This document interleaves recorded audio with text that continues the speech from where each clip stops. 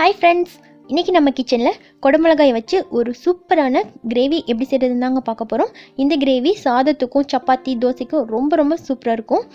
இதுவரைக்கும் தமிழ் ஃபன் சேனலை சப்ஸ்கிரைப் பண்ணாத நண்பர்கள் சப்ஸ்கிரைப் பண்ணிக்கோங்க. அப்படியே பக்கத்துல இருக்க பெல் ஐகானை கிளிக் பண்ணிருங்க. ஸ்டவ் ஆன் பண்ணிட்டு pan வச்சுக்கலாங்க. அதில் 2 டேபிள் ஸ்பூன் அளவுக்கு வேர்க்கடலை சேர்த்துக்கோங்க. 1 டீஸ்பூன் எள்ளு சேர்த்துக்கோங்க. ரெண்டையும் சேர்த்துட்டு ஒரு 2 நிமிஷம் போல் வறுத்துக்கோங்க. எள்ளு வந்து நல்லா பொரிஞ்சு வரணும், அப்போ தான் வந்து நல்ல வாசனையாக இருக்குங்க. இப்போ நல்லா வறுத்ததுக்கப்புறமா ஆற வச்சுட்டு மிக்ஸி ஜாரில் சேர்த்துருங்க. மிக்ஸி ஜாரில் சேர்த்து நல்லா நைஸ் பவுட்ரு பண்ணி எடுத்துக்கோங்க. இந்த பவுடர் இருக்கட்டும். இப்போ நம்ம ஸ்டவ் ஆன் பண்ணி பேன் வச்சுக்கலாம். அதில் 2 டேபிள் ஸ்பூன் அளவுக்கு நல்லெண்ணெய் சேர்த்துக்கலாம். இந்த கிரேவி வந்து நல்லெண்ணெய் சேர்த்து செஞ்சிங்கன்னா சூப்பராக இருக்கும்.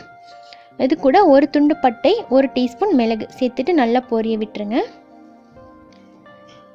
இப்போ இது கூட 2 பெரிய வெங்காயத்தை கட் பண்ணிட்டு சேர்த்துக்கலாங்க.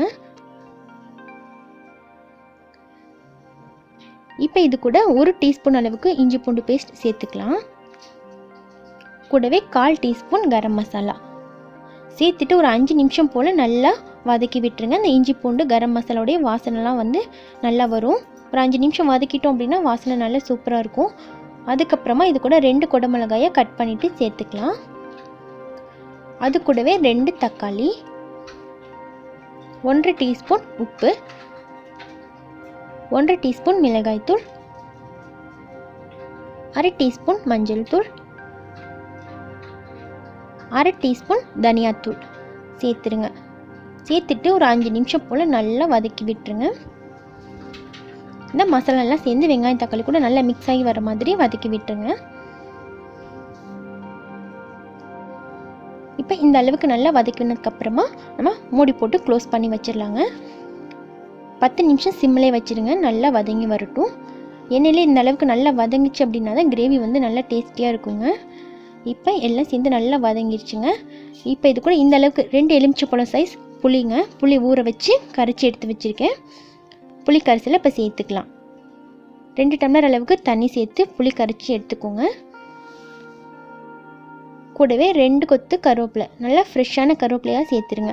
சேர்த்துட்டு நல்லா மிக்ஸ் பண்ணிக்கோங்க. மிக்ஸ் பண்ணிவிட்டு இப்போ நம்ம க்ளோஸ் பண்ணி வச்சிடலாம். புளியோடைய பச்சை வாசனைலாம் போய் நல்லா வதங்கி வரட்டும். ஸ்டவ் வந்து மீடியமாக வச்சுருங்க.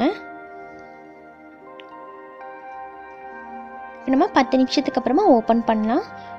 புளியோட பச்சை வாசனைலாம் போய் மசாலாலாம் ஒன்றா சேர்ந்து நல்ல வாசனையாக கமகமன்னு இருக்குது. செம்ம டேஸ்டியாக இருக்கும் இந்த கிரேவி.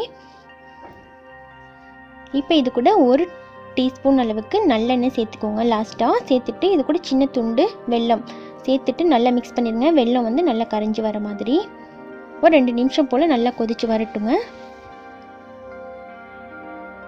சேர்த்துட்டு இப்போ இது கூட நம்ம பவுடர் பண்ணி வச்சுருக்க வேர்க்கடலை எள்ளு பொடியும் சேர்த்து நல்லா மிக்ஸ் பண்ணி விட்டுடலாம். மிக்ஸ் பண்ணிவிட்டு உடனே நீங்கள் ஸ்டவ் ஆஃப் பண்ணிடுங்க.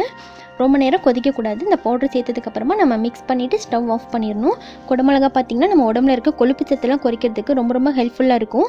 இந்த ஹெல்த்தியான டேஸ்டியான குடமிளகா கிரேவி நீங்களும் கண்டிப்பாக வீட்டில் ட்ரை பண்ணி பாருங்கள். இந்த வீடியோ உங்களுக்கு பிடிச்சிருந்துச்சுன்னா மறக்காமல் லைக் பண்ணி உங்கள் ஃப்ரெண்ட்ஸ்க்கும் ஷேர் பண்ணுங்கள். தேங்க்யூ.